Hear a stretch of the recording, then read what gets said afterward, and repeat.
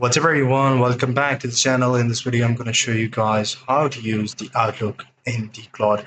So for that the process is going to be very simple, easy and to the point. Make sure you follow the video till the end to get to know about it. So first thing first is to go to the plus icon over here and then go to the connectors and then go to add connectors option. Then go to the browse connector option and you will see a new menu open up. So here, first thing, if you go ahead and search Outlook, nothing will actually show up because it is not inside the Outlook name. It has a native application, which is Microsoft 360, which covers up the Outlook email search, Outlook calendar search. These are the two tools that are available for the Outlook. Otherwise, there are SharePoint tools and the read source tools.